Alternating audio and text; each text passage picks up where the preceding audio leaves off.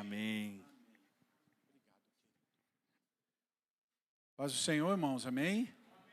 Antes de você sentar, eu sei que você já ficou senta, levanta, né? Mas abra a tua Bíblia comigo no livro de Deuteronômio, capítulo 11. Deuteronômio 11. Eu quero ler o verso 31 com você.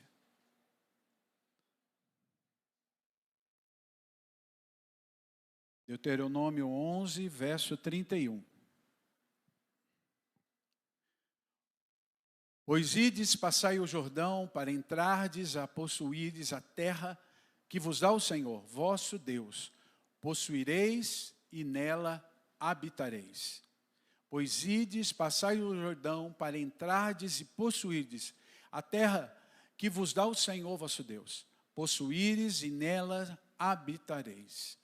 Pai, muito obrigado por todo esse tempo, por tudo que o Senhor já ministrou, já falou, já agiu, mas, Senhor, agora é o momento que nós vamos, Senhor, ouvir o Senhor. Então, ó Pai, abre os nossos ouvidos. Toma, Senhor Deus, Pai, agora, Senhor, nossa vida, Senhor, e ministra sobre nós. Eu te peço, Deus, que o homem diminua e que o Senhor cresça. Senhor, que toda a honra e glória seja dada ao teu nome. Fala conosco, Senhor, apesar de mim, que o Espírito Santo se mova agora em nosso meio. Ministra ao nosso coração, Senhor, que a tua palavra venha como espada, separando alma e espírito, juntas e medulas, sendo apta, Senhor Deus, aquilo que a tua voz designou para que seja feita. Senhor Deus, que ela venha, Pai, como boa semente, semeada na terra do nosso coração e venha a produzir a 30, a 60 e a 100 por um. Toma frente agora, Pai. Eu te peço, Senhor, em nome de Jesus. Amém. Amém? Pode se sentar, queridos. Glória a Deus. Uma das maneiras de uma alegoria que a Bíblia traz, e a Bíblia é muito cheio de figuras, né? O Senhor traz figuras proféticas para a gente ter um melhor entendimento da palavra. Então Deus usa muitas figuras proféticas. E uma das figuras proféticas bem impactantes que Deus usa é o rio, né? E Deus sempre fala do rio. Você vai ver o Salmo 46, fala sobre o rio do Senhor que desce do trono. Você vê Ezequiel, o Senhor falando do rio, também de uma maneira, falando sobre o rio que sai do trono, onde o rio passa, o rio cria vida, o rio se move. E é maravilhoso ver isso. Só que quando você olha para a terra de Israel, você olha Israel, há um rio que corta Israel. Há um rio que corta toda a terra de Israel, que é o Rio Jordão. E o Rio Jordão é um participante, é uma figura muito presente em toda a Bíblia. E em tudo quando você vê, tudo quando você está lendo a palavra de Deus, sempre o rio está presente. E o Rio Jordão é o rio que marca aquela passagem, marca aquele lugar. E há coisas que aconteceram nesse rio que ministram, né, que trazem a diferença. Que o rio não é simplesmente um local, mas ele é parte da visão profética que Deus está querendo representar naquele momento. É um momento em que Deus toma e leva a pessoa para aquele rio, onde ele vai ministrar ali, falar ali, tocar ali, e o rio está de uma maneira presente. Porque rio fala disso, é o fluir de Deus. Mas é interessante porque o nome Jordão, Rio Jordão, quer dizer aquele que desce. Rio Jordão quer dizer aquele que desce, porque ele vai descendo, ele vai cortando toda a terra de Israel. E quando a gente lê isso, a gente vai entender que quando Deus quer tratar as nossas vidas, Deus vai nos levar a Jordões em nossa vida. Há lugares onde o Senhor vai nos fazer descer.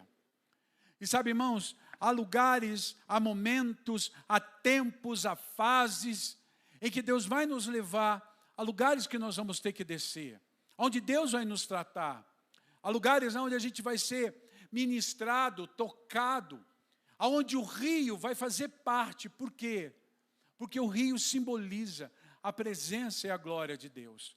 Só que é nesse lugar que eu vou aprender a descer. E para nós descer é algo muito difícil. Porque nós fomos e nós temos em nós a estrutura de pecado. E essa estrutura de pecado, ela nos leva e nos empurra ao orgulho. O pecado é disso. O pecado se originou no orgulho de Lúcifer. E isso traz sobre o homem, o orgulho do homem. Outro dia eu falava sobre isso, que o pecado, que a raiz, aquilo que leva o homem ao pecado, a base dele, a raiz dele, a profundidade dele, está ligada ao orgulho. Aí outra pessoa falou para mim, não, mas é a independência de Deus. Exatamente. O homem é independente de Deus, e por isso ele peca, porque ele é orgulhoso de quem ele é. Toda vez que nós nos achamos orgulhosos, toda vez que nós nos achamos melhores, toda vez que nós olhamos para nós e nos achamos superiores, é onde o orgulho está entrando. Vou ficar aqui para ela tirar uma foto, que ela está tentando, faz 5 minutos tirar foto e eu não paro, né, irmã? Eu fico para lá e para cá falando, ela não consegue. É onde Deus vai nos tratar ali. É onde Deus vai criar situações, Deus vai fazer, é onde Deus vai tratar a nossa vida, é no descer, é no ir no Jordão. Mas eu amo isso, porque quando Deus vai tratar a nossa vida, Deus não nos deixa sozinhos, mas tem um rio que vai passar e que vai fazer a diferença para nós. Você está entendendo isso? Deus não vai deixar você sozinho, mas Ele vai tratar você. E eu acho lindo quando Deus vai tratando a vida de homens na palavra de Deus e coloca esse rio como parte integrante disso. E eu queria falar hoje, e eu vou correr para poder falar tudo, para não falar muito, para que a gente tenha e tome isso como base para nós, sobre o Rio Jordão. E eu coloquei o nome dessa mensagem, disse o Rio Jordão, aquele que desce. E nós precisamos aprender a fazer isso. Amém? E eu vou falar alguns textos. Então, abra aí para mim, Gênesis 13, verso 10. Gênesis 13, 10. Amém? Vou dar um tempinho para você abrir, enquanto eu pego água nesse lugar chique aqui.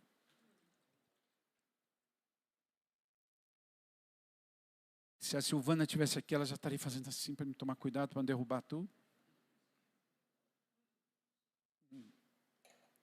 Gênesis 13, 10 diz assim, levantou Ló os olhos e viu toda a campina do Jordão, que era toda bem regada, antes de haver o Senhor destruído Sodoma e Gomorra, como um jardim do Senhor, como a terra do Egito, com quem vai para Zoar. Quando Deus aqui começa a falar do Jordão, o primeiro momento que Ele mostra o Jordão é um lugar provido de verde, um lugar que o próprio texto chama de jardim do Senhor. Aqui ele está mostrando para Ló. Nesse texto, é o texto em que Abraão está falando com o seu sobrinho Ló. E ele diz para Ló, Ló, agora nós crescemos, agora é hora da gente se dividir. Você vai para um lado e eu vou para o outro. E ali, Ló olha para a campina do Jordão, é o texto que a gente viu, e ele vê aquela campina toda verde, um lugar ótimo para plantação, um lugar ótimo para ovelha. E ele fala, eu quero esse lado. E Abraão olha, e Abraão vai para o lado do deserto. Mas Ló vai para o lado da campina, do lugar verde ali. Por quê? Ele olha aquilo. Porque Deus vai tratar tanto o coração de Abraão quanto o coração de Ló. Mas Deus leva e mostra a prosperidade junto ao rio Jordão. O que isso quer dizer para o meu coração, para o seu coração? E ele coloca aqui, no versículo que a gente leu, antes de haver Deus destruído Sodoma e Gomorra. A campina, a prosperidade estava ali do lado do Jordão. Mas a Bíblia deixa bem claro que aquela provisão, aquela prosperidade, ia ser tocada por causa do pecado de Sodoma e Gomorra. Mas o rio representa a prosperidade. Sabe, irmão, se eu quero viver a bênção de Deus, de prosperidade na minha vida, eu preciso aprender a descer ao Jordão, a ser tratado por Deus nessa área. É uma área difícil para o nosso coração? É difícil. Viver a prosperidade de Deus é o desejo de todos nós. Mas para que Deus trate isso em nós precisamos aprender a lidar com aquilo que Deus nos ensina sobre o dinheiro, sobre a prosperidade. É interessante nesse texto que a visão de Ló foi olhar para o verde. E a visão de Abraão foi o que sobrou, o deserto. Agora, quando você olha e lê o texto, você vai ver que Ló, mesmo tendo a visão da campina, ele vai perder tudo por causa do pecado. Mas Abraão, num deserto, Deus o faz prosperar. O que eu tenho que entender é que Rio Jordão aqui fala de uma prosperidade que vai acontecer na minha vida, se eu estiver diante do Senhor. Se o rio de Deus tocar a minha vida. Se eu for fiel ao Senhor, para que Ele seja fiel comigo. É um desafio, fidelidade é um desafio. Nós vivemos dias difíceis desse desafio. Dias em que o dinheiro tem sido um grande desafio para nós lidarmos com ele. A idolatria ao dinheiro tem sido uma marca muito pesada, até mesmo dentro da igreja. Quando eu quero viver a bênção de Deus, eu preciso aprender a deixar o Senhor tratar a minha vida no Jordão, a me levar para Campinas, onde Deus vai cuidar de mim, e a entender que eu preciso sim descer para que Deus possa me exaltar. A Bíblia fala sobre isso, que quando eu me humilho debaixo da potente mão de Deus, Deus ao seu tempo me exaltará. E a parte financeira é uma parte principal, é uma parte vital para a nossa vida com o Senhor. Você está entendendo, irmão? Esse rio tem que tratar a minha vida. O Jordão trata disso. Outro ponto interessante do Jordão é em Josué, capítulo 4, verso 23. Josué 4, 23. Diz assim: porque o Senhor vosso Deus fez secar as águas do Jordão diante de vós, até que passasseis. Como o Senhor vosso Deus fez o mar vermelho, ao qual secou perante todos até que passassem.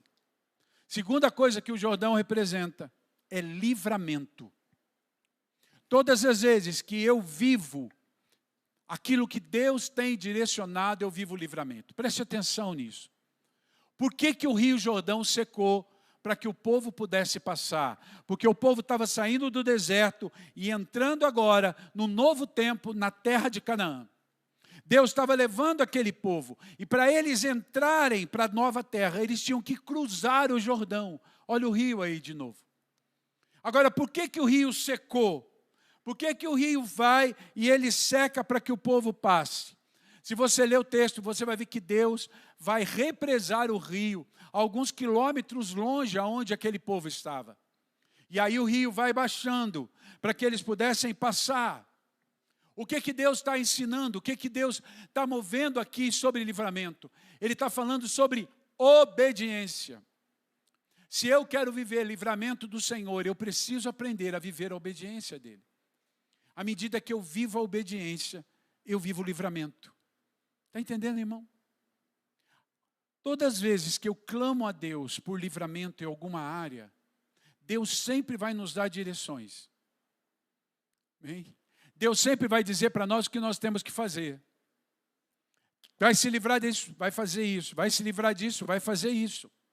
Aqui o povo tinha que sair do deserto para entrar em Canaã. Então fala, então me obedeça. Vocês vão seguir a arca, vão indo. Qual é a parte de Deus? Eu vou fazer o rio secar e vocês vão passar. Mas obedeçam para que o livramento venha. Se eu quero viver livramentos, eu preciso aprender a ser obediente. Porque o livramento está ligado a isso. Todas as vezes que você vê na Bíblia, homens que viveram livramentos de Deus, eles obedeceram às direções que Deus dava. E há muitas pessoas que querem viver livramento, mas não querem obedecer. E por isso nunca são livres. Ficam presos dentro do seu próprio esquema, dentro de um ciclo vicioso de problemas e situações. Nunca saem daquilo. Por quê? Porque não obedecem. Nunca vencem aquilo. Por quê? Porque não obedecem. Ficam num ciclo constante sobre isso. Se você obedecer, Deus trará livramento. Amém? Olha para o irmão que está do lado e diga para ele, se você obedecer, Deus te trará livramento. Amém? Outro lugar onde o Jordão aparece é em 2 Reis 2:14. 2 Reis 2:14 diz: tomou o manto que Elias lhe deixara cair, feriu as águas e disse: onde está o Senhor, o Deus de Elias? Quando feriu as águas, eles se dividiram para um lado e para o outro, e Eliseu passou o rio Jordão. Aqui fala de unção de Deus. O rio representa prosperidade, o rio representa livramento, e o rio representa a unção de Deus. Aqui é o momento em que Eliseu vê Elias ser tomado de um rodemoinho, e o manto de Elias cai, e Eliseu toma o manto, que simbolizava a unção, e ele bate no rio com o manto, e o rio abre para que Eliseu pudesse passar. Há uma unção de Deus sobre nós. Há uma unção que vem do fato de eu descer. Lembra que Jordão é isso, é aquele que desce. Aquele que desce vive prosperidade. Aquele que desce vive livramento. Aquele que desce recebe unção. A unção está naquilo que eu me ponho, que eu me disponho a viver. Eliseu era alguém que já estava há alguns anos andando com Elias. Conhecia Elias. Era alguém que tinha experiência já andando com Elias. Mas agora era a vez dele. Era o momento dele viver essa porção. E Deus chama Eliseu. E agora a primeira coisa que ele vai fazer é tomar a unção, bater no rio, tocar o rio com a unção. É descer, é dizer, eu me coloco agora nessa posição para que o Senhor venha sobre a minha vida. Sabe, irmãos, unção está ligado a isso, a humildade, a entender que não sou eu, mas é Cristo em mim que faz todas as coisas. Unção é uma capacitação sobrenatural de Deus para que você faça algo em que o Senhor específico que Deus mandou você fazer. Isso é unção. É uma capacitação sobrenatural para que você faça algo específico que Deus está mandando você fazer. É algo que Deus traz sobre nós. Mas Deus usa pessoas humildes para isso. Pessoas em que o coração, na mão de Deus, é maleável para tratar. É maleável para mover. São pessoas que descem. São pessoas que vão ao Jordão. Deus espera isso de mim e de você. Sabe, quanto mais duro meu coração for, mais difícil vai ser para Deus tratar a minha vida. Quanto mais maleável Deus, mais fácil Deus cuida de mim. Mais fácil a mão de Deus vai quebrantar. Sabe, irmãos, eu há muito tempo já aprendi uma coisa com Deus. Que quanto mais depressa eu me render, menos eu vou sofrer. Quanto mais duro for o meu coração, mais Deus vai me quebrar. Está entendendo, irmão? Agora, sabe o que vem dentro de nós? É o bendito da justiça própria. É uma frasezinha assim, eu tenho razão no que eu estou fazendo. Aí quando a gente se enche da razão, a gente não desce para o Jordão. A gente acha que a gente pode. Eu estou cheio de razão. A razão é minha. Eu estou cheio de razão. Sabe, irmãos, deixa eu explicar uma coisa sobre isso, sobre justiça própria, sobre razão. Entenda uma coisa. Você pode estar cheio de razão, você pode estar cheio da justiça própria. Mas todas as vezes que nós agimos na nossa razão e na nossa justiça própria, nós vamos errar no caminho. Por quê? Porque toda razão e toda justiça própria vem acompanhado com uma coisinha chamada vingança. A gente sempre quer se vingar. A razão, ela é prima da vingança. A justiça própria é a irmã. Elas caminham sempre juntas. Apóstolo, mas e Deus... Por isso que o Senhor fala, minha é a vingança. Por quê? Toda vez que eu tenho razão, toda vez que eu tenho justiça própria, toda vez que lá no fundinho eu quero vingança, eu tenho que aprender uma coisa, a descer para o Jordão e entregar isso para o Senhor. Senhor, eu tenho razão, eu tenho até a justiça do meu lado, mas o Senhor é quem vai agir, não serei eu. Quando eu faço isso, Deus entra na minha guerra e Ele muda a história. Isso não quer dizer que Deus não vai te honrar. Isso quer dizer que Deus vai te honrar da maneira certa. Não do jeito que eu quero. Não do jeito que o meu orgulho quer. Não do jeito que a minha razão quer. Não do jeito que a minha justiça quer, mas do jeito que Deus quer fazer. Amém? Não se defenda. Deixa Deus entrar na guerra. Está entendendo, irmão? Apóstolo, onde entra isso? Entra nesse outro agora. A unção de Deus. Quarto ponto. Neemias. Reis, 2 Reis 5,14.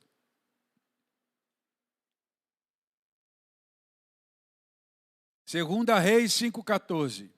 Então Naamã desceu e mergulhou no Jordão 7 vezes, consoante a palavra do homem de Deus, Eliseu. E a sua carne se tornou como a carne de uma criança e ele ficou limpo. Amém? Qual era a lepra de Naamã? Qual era a lepra dele? Lepra é uma doença, apóstolo, que dá. Sim, o problema não era a carne, não era o físico. O problema estava dentro dele. O que Deus queria quebrar em Naamã? O orgulho. Quando Naamã começou a ser curado? Foi quando ele entrou no Jordão? Não, foi quando ele ouviu a escrava. Amém? Quando? Olha que interessante. E aí presta atenção os homens aqui. A escrava era escrava de quem? Da esposa de Naamã. Quem que falou para Naamã de Eliseu? A esposa. A escrava falou para a esposa, que era sua senhora, e a senhora falou para Naamã. Olha que interessante. Primeiro, como Deus usou a escrava. Só que como Deus começou a quebrar o coração de Naamã, quando ele ouve a esposa. Irmão, para mim essa é a primeira quebra de orgulho daquele homem. Amém? Quem era Naamã? Um dos maiores generais da Síria. A Bíblia diz, e ele mesmo declara, que o rei descansava no braço dele. Era alguém campeão de guerra. Era tanto famoso e tão inteligente na guerra, que o rei se sujeitava a ter um leproso no meio do seu exército, porque aquele homem era extremamente talentoso no que ele fazia. Consegue entender? E ele teve e conseguiu ouvir a esposa e se submeter ao que a esposa dizia para ele. Eita! Ô prova! Não balançou a cabeça, sempre tão pesaroso, irmão. Deu uma balançada na cabeça, eu falei, meu pai. Ouvir a esposa já começa a curar a lepra. Começa a curar a lepra. Olha, irmão, Deus usa 4 jeitos de tocar o homem. É o Espírito Santo. Nem sempre dá certo. Aí ele usa Satanás. Nem sempre dá certo. Ele vai usar a esposa. Nem sempre dá certo. E aí a última arma é a sogra. a sogra quebra o homem. Amém? Agora aqui Naamã, na primeira, quando a esposa falou, olha, tem a escrava que você trouxe de Israel, ela fez isso, ela falou que tem, papapá, se você for lá, Deus começa a quebrar o coração dele, porque ali ele aceita e ele vai. Ele vai falar com o rei, ele vai falar com o rei de Israel, depois ele se sujeita a ir falar com Elias, aí ele se sujeita a ouvir os seus soldados, para depois ele entrar na água. Sabe, irmãos, se eu quero viver cura, eu preciso aprender a deixar, a entrar, a me submeter, a ouvir conselhos, a me colocar ali, a descer. Porque o orgulho não me deixa viver o melhor de Deus.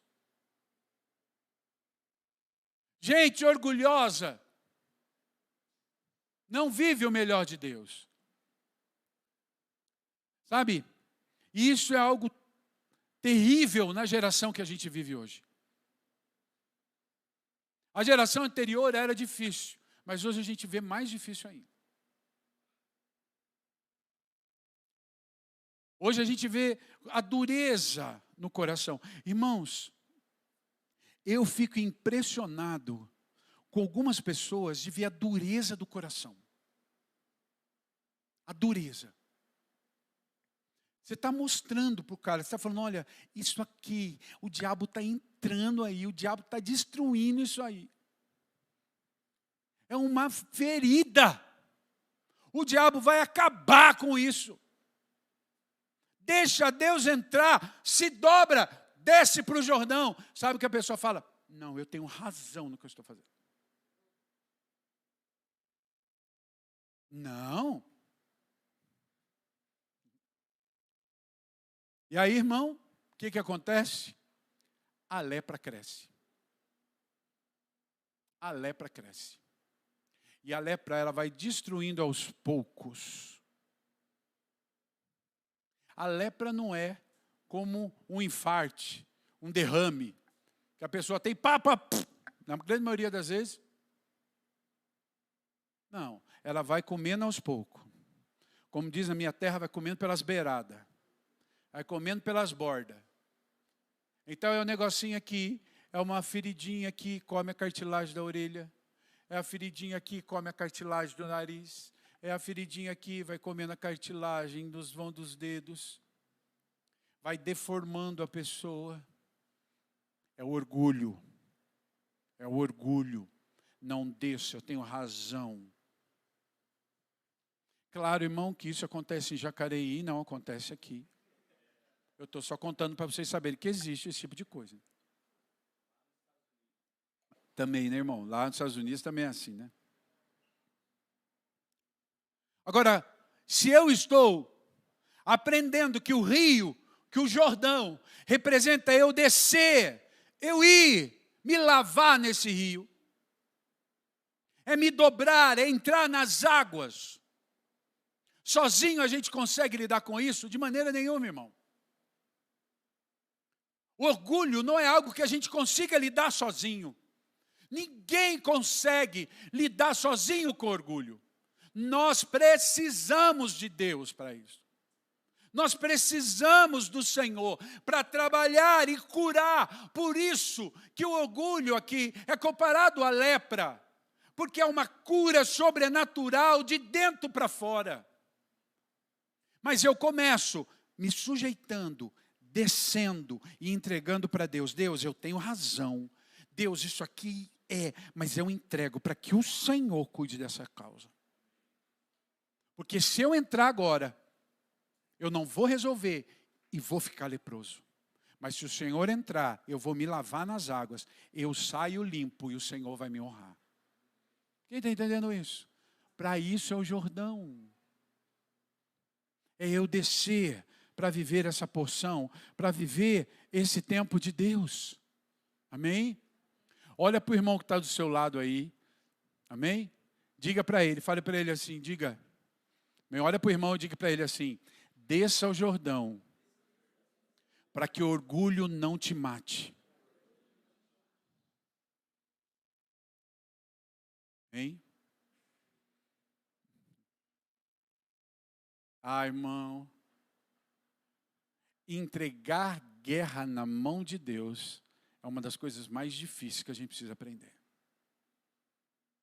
Entregar uma guerra na mão de Deus é difícil, porque nós sempre queremos tomar frente.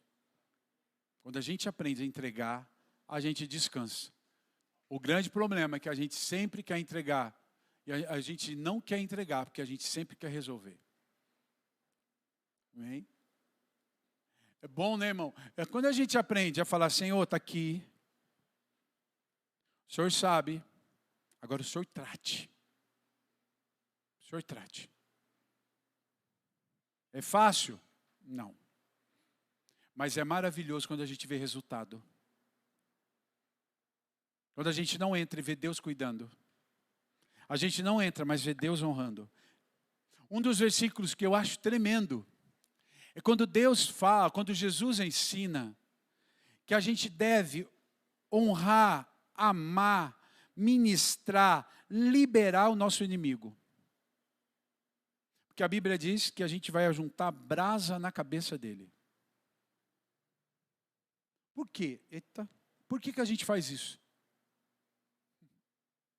Por que a brasa vai ficar na cabeça do outro e não na nossa?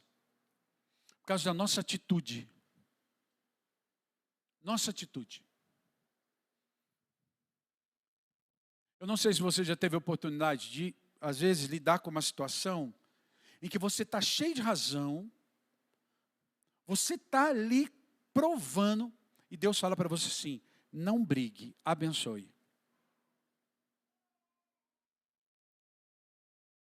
A pessoa já está armada esperando você. Aí você chega e fala, fulano, eu já fiz isso muitas vezes. Fulano, olha, quero pedir perdão para você. A pessoa já cai. Porque eu tinha toda a razão de estourar. Senhor, eu quero pedir perdão para você. Você tomou essa atitude porque eu fiz assim. Sabe, irmãos, quando a gente entende que toda a reação é porque antes teve uma ação, e a nossa ação gerou uma reação. Isso é o começo do perdão. Quando eu começo a perdoar, quando eu entendo que aquela pessoa teve uma reação de uma ação que eu fiz. Enquanto eu não entender isso, perdão não se estabelece. Ah, apóstolo, mas a culpa não foi minha, foi fulano que fez. Não, fulano está reagindo a uma ação que você fez. Quem está entendendo o que eu estou dizendo? Isso é o começo de perdão. Enquanto eu não entender isso, eu sempre achar que o outro fez e que eu estou descontando nele, isso não é perdão. E não tem resposta, não tem mudança. Não tem cura. A lepra ainda está lá. É fácil? Não. Por isso que mergulha 7 vezes. 7 fala de um tempo de Deus. Em que eu vou aprendendo. Só que eu preciso aprender. Amém? Lidar com a brasa é fácil. Irmão, é tão bom quando você chega para a pessoa e fala, olha, eu não vou brigar com você. Eu não quero brigar com você. Eu libero a sua vida. Te perdoo em nome de Jesus. Ah, posso, mas eu estou com razão. Entrega. Bota a brasa na cabeça da pessoa. Sabe o que vai acontecer? Aquela pessoa, ela vai ficar pensando, puxa vida, hein? O que eu fiz de errado? O outro perdoou. Ele tinha toda a razão de brigar comigo, mas ele não falou. É isso que Jesus está ensinando. É fácil? Não, por isso tem que mergulhar 7 vezes. Mergulhe uma vez, eu aprendi. 2 vezes eu aprendi, assim até 7. Amém? O Rio Jordão está aí. Meu irmão, quem crê que o Rio Jordão está passando aqui hoje? Ó? É o lugar onde eu tenho que descer para ser curado. 5º ponto. 2 Reis 6, 5 a 7. 2 Reis 6, de 5 a 7 diz: sucedeu que, enquanto um deles derribava um tronco, o machado caiu na água do Jordão. Ele gritou e disse: ai, meu senhor, porque era emprestado. Perguntou o homem de Deus: onde caiu? Mostrou-lhe o lugar. Então Eliseu cortou um pau e lançou ali, e fez flutuar o ferro. E disse: levanta-o. E estendeu ele a mão e o tomou. Aqui é um milagre, quebrando toda a lei da natureza, a lei da gravidade. O machado pesado estava na mão de um dos filhos dos profetas, ou aluno da escola de profetas, e escapou o machado e caiu na água, no Jordão, e afundou. E aí ele ficou desesperado. Por quê? Porque o machado não era dele, ele tinha emprestado de alguém. E óbvio, caiu no Jordão, né? Os pastores já foram lá. A gente lê o Jordão e acha o Jordão. Você chega lá, é um lugar bonito em algumas regiões, floridas, como diz aqui, mas a água é lamacenta. Não é uma água clara. Não é uma água que você fala: nossa, que gostoso, vou beber. Não dá coragem não, né? Não é, pastor? Você viu lá? Viu? A água não é bonita não, nego. Eu às vezes concordo com o Naamã, quando ele fala: não, esse rio é lamacento, lá na Síria tem rio melhor. Né? E é mesmo. Aí quando você vê que o machado caiu lá, não ia achar mesmo. Perdeu. Mas aí Eliseu vai mostrar algo interessante. Ele corta um pedaço de pau, diz a Bíblia, e ele joga, e o machado flutua. O que Deus está ensinando a gente? Sabe, irmãos, ali fala de uma dependência de Deus. Só Deus pode quebrar leis que nos abençoa. Deus, estou dizendo lei natural. Por quê? Porque é um milagre. Todo milagre é uma quebra de lei natural. Amém? Qual é a lei natural? É o ferro ser mais pesado do que a água. Meio pesado, então o que ele vai fazer? Ele vai ficar afundado, não vai flutuar. Agora Deus quebra aquilo para vir. Sabe, irmãos, toda vez que eu dependo de Deus, Deus vai gerar milagre. Mesmo que para isso Ele tenha que chamar à existência coisas que não existem. Que é o que Ele diz, é o gerar milagre. Quer viver milagre? Dependa dEle. Aprenda a dependência. Segunda coisa, se o primeiro é ser liberado de orgulho, que é complicado, irmão, viver a dependência. Meu pai.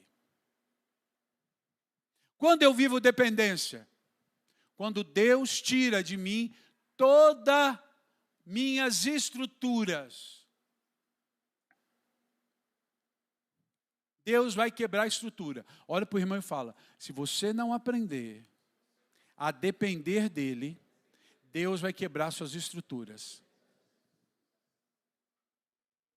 Amém? Quando eu aprendo? Quando eu entrego tudo para Ele. Quando tem coisas que eu ainda retenho, quando tem coisas que eu ainda fico ali, Deus vai dizer: você não depende de mim. Eu dependo de Deus. Mas dentro de você fala: ainda bem que eu tenho aquele emprego.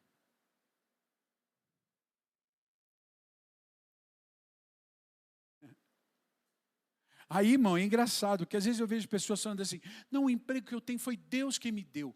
Aleluia. Mas dentro dele estava assim: também eu estudei, eu preparei, eu fiz.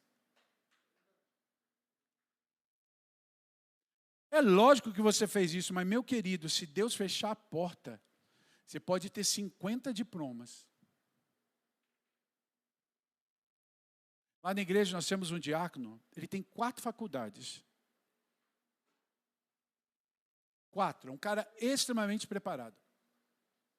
Há uns anos atrás, Deus queria ensinar ele isso. Fechou as portas. Irmão, eu vi aquele rapaz, e carpinar quintal. Capinar quintal para comprar coisas para a casa dele.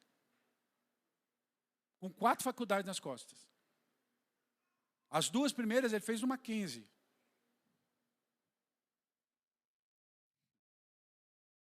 Quando Deus fecha e tira as estruturas,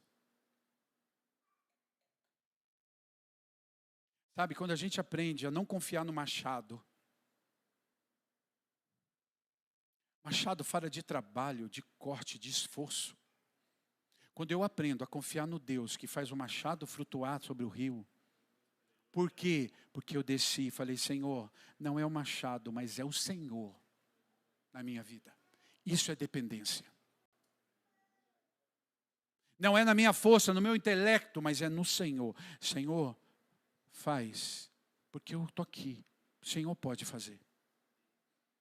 O Senhor pode quebrar toda a lei natural e fazer a minha vida viver um milagre onde ninguém está e ninguém vai, mas o Senhor faz.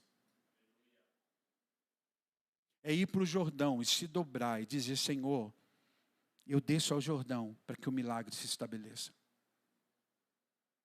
Nós precisamos aprender essa verdade. Uma dependência dele. O maior exemplo disso para nós é o próprio Jesus. A Bíblia diz, e nós acabamos de cantar, que ele se despiu da sua glória, que ele tirou as suas vestes, e ele se esvaziou, e ele veio na forma de homem, na dependência total de Deus.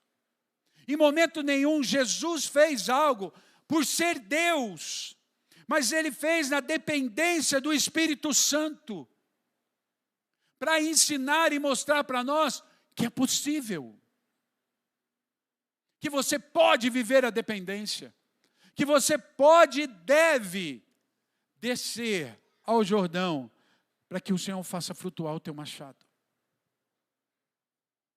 É uma dependência profunda, tremenda de Deus. Amém, irmão? É necessário ter o machado? Claro que é. Tanto é que o próprio Eliseu fala para ele, quando o machado flutua, diz para o rapaz, pega o machado agora.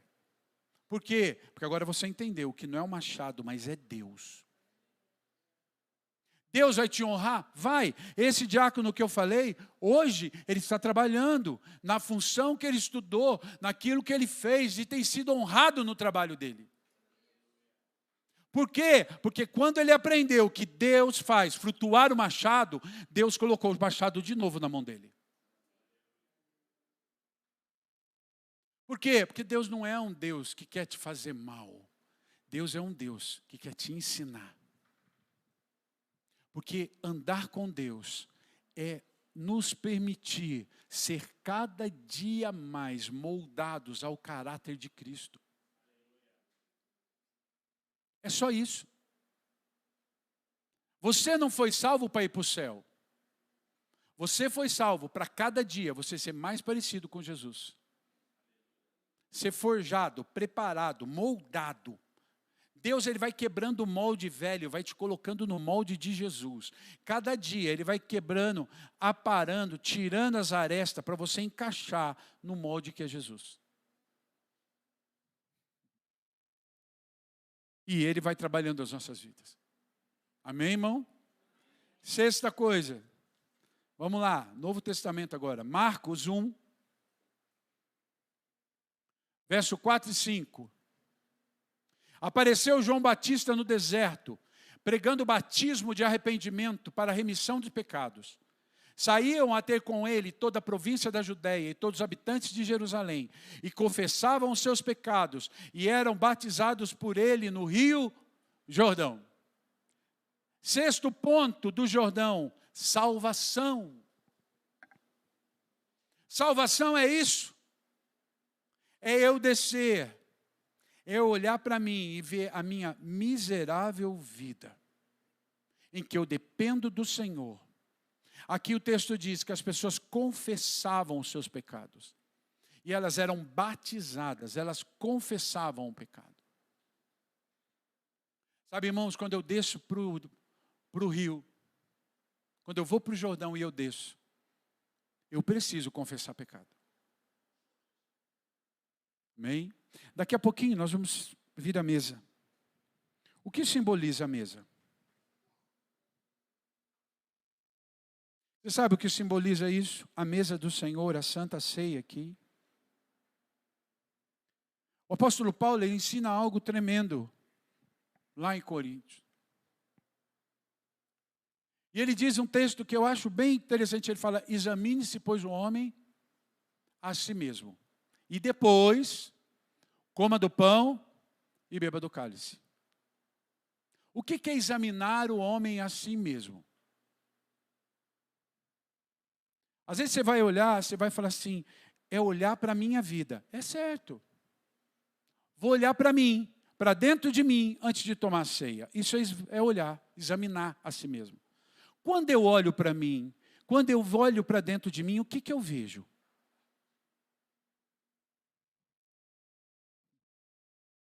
O que eu vejo? Um homem pecador. Um homem que precisa de Jesus. Quando eu examino a mim mesmo, eu descubro que se Jesus não estiver comigo, eu vou para o inferno. Quando eu olho para mim, eu tenho que entender assim: se Jesus não me amasse como amor, se Jesus não tivesse vindo como homem, morrido na cruz, vertido o seu sangue, dado o seu corpo, eu iria para o inferno. E olhar e examinar é descobrir que eu sou pecador e eu só vou ser salvo, eu só sou filho por causa de Jesus e do sacrifício dele por mim na cruz. Isso é examinar a si mesmo. E a Bíblia diz: e depois, coma do pão e beba do vinho. Quando eu examino para dentro de mim. Agora, quando eu olho para mim indignamente, porque a Bíblia diz que quando eu faço isso, olhando para mim, isso é digno. Por quê? Porque eu estou olhando para mim, vejo o quanto eu preciso de Jesus, o quanto eu ainda erro, o quanto, porque ceia não é lugar para gente perfeita, ceia é lugar para gente arrependida. Agora, quando eu como indignamente, e a Bíblia e o apóstolo Paulo diz que você vai ser réu, ou vai ser culpado. Quando eu olho para mim, e eu digo assim: eu posso tomar porque eu sou santo. Eu posso tomar porque eu faço tudo certinho. Sabe o que você está dizendo? Eu não preciso de Jesus. Quem está entendendo o que eu estou dizendo? E é isso que Paulo fala, que a gente se torna réu. Por quê? Porque os fariseus mataram Jesus porque eles se achavam tão certinhos que eles não precisavam de Jesus. Eles queriam um rei para brigar com Roma, mas eles não achavam e não entendiam que eles precisavam de salvação. Isso é ser réu do corpo de Cristo. Então, todas as vezes que eu venho para a mesa, que eu vou sentar, vou comer, é quando eu confesso o meu pecado para Jesus: Senhor, eu tenho buscado andar em santidade, eu tenho buscado andar em retidão, eu tenho feito tudo, mas Senhor, o Senhor sabe quantas vezes eu ainda piso na bola. Mas por isso eu estou aqui, que o teu sangue me limpa, que a tua carne me faz me sentir integrado em ti. Quando eu faço isso, eu dependo, isso é discernir o corpo. Pessoas que não discernem, comem indignamente, são aquelas que acham que não precisa de Jesus. Que elas olham para ela e falam: não, eu sou santo, então eu posso tomar. Não, eu sou santo, então eu posso fazer. E isso foi inculcado na cabeça da igreja. E sabe o que eu fico, às vezes, espantado? É de ver gente no culto, na hora da ceia, que não toma a ceia. Aí quando você pergunta: fulano, por que você não tomou a ceia? A resposta dele: é porque eu estava em pecado. Aí eu falei: mas é exatamente agora que você tinha que tomar. Você tinha que se pedir perdão, se arrepender e aí tomar. E não deixar de tomar. Porque o fato de você deixar de tomar, quem sai perdendo é você. Está entendendo o que eu estou dizendo? Eu não estou dizendo para você tomar em pecado. Eu estou dizendo, é o momento de arrependimento. Deixar de tomar. Você está mostrando uma coisa, o teu orgulho. Você não está descendo. E eu amo quando eu olho esse texto de Marcos, em que Deus levanta João Batista, um cara completamente fora da caixinha.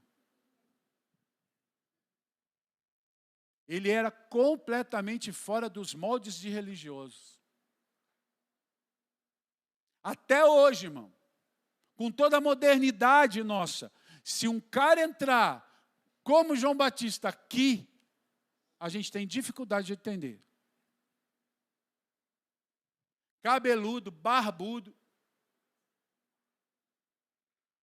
morava no deserto. Em outras palavras, era morador de rua, né, irmão? Não tinha casa.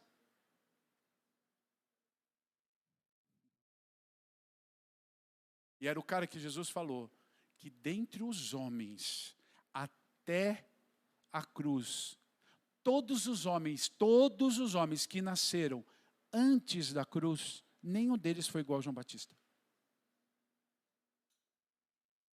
Ele está pondo Davi, Moisés, Abraão, abaixo de João Batista.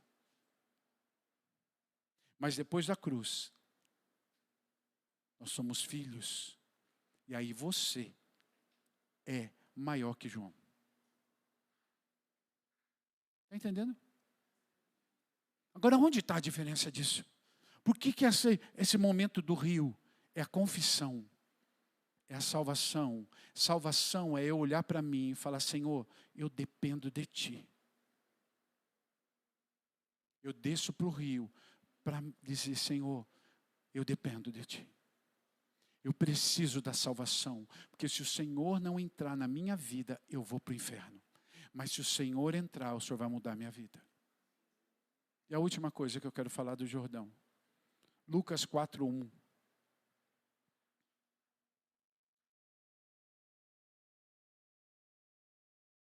Jesus, cheio do Espírito Santo, voltou do Jordão e foi guiado pelo Espírito no deserto.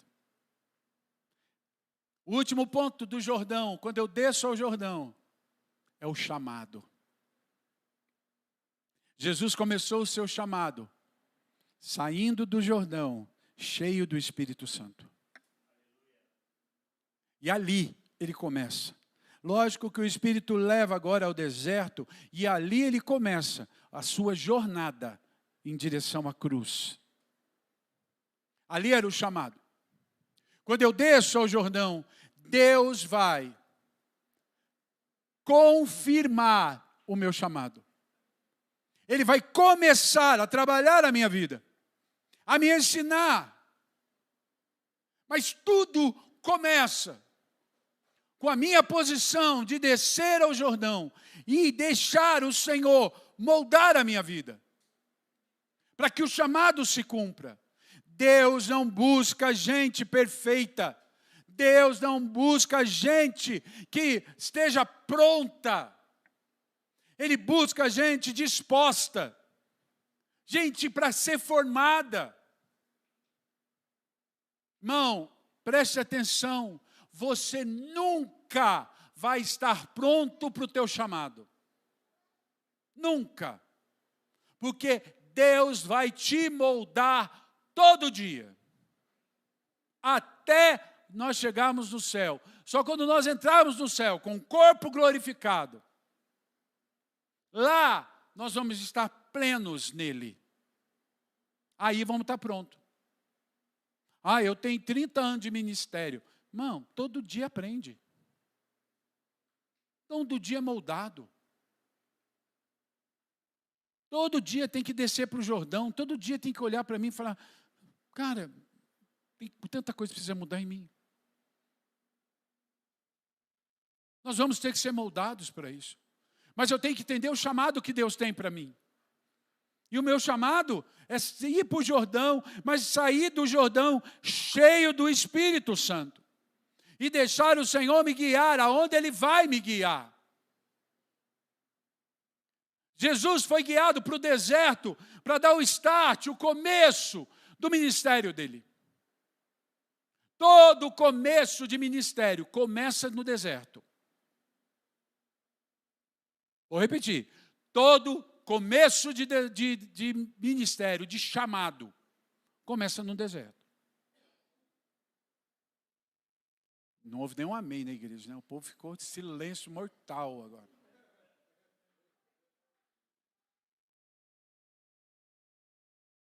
Sabe por quê, irmão? Porque colocaram na tua cabeça que deserto é um lugar ruim. Deserto nunca foi um lugar ruim. Deserto foi o lugar onde Deus vai tirando as aparas. Ele vai nos moldando. Lá é o deserto.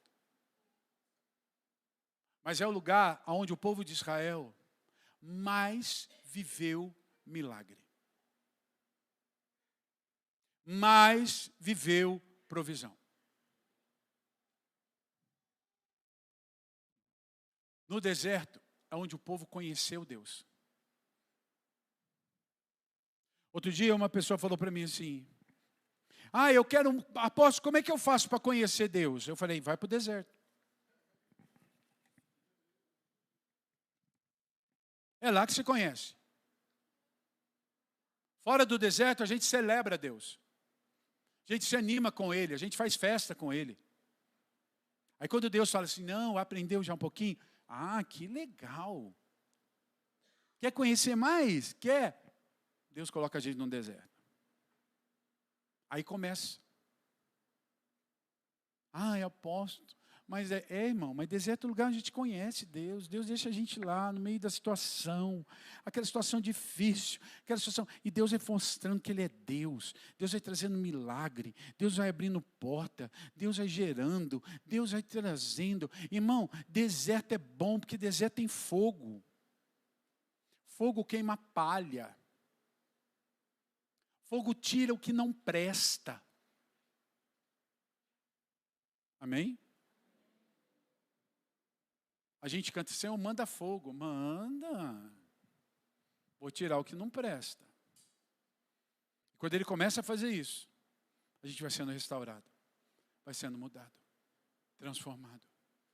Fiquem em pé, irmãos, por favor. Quem aqui hoje precisa descer para o Jordão?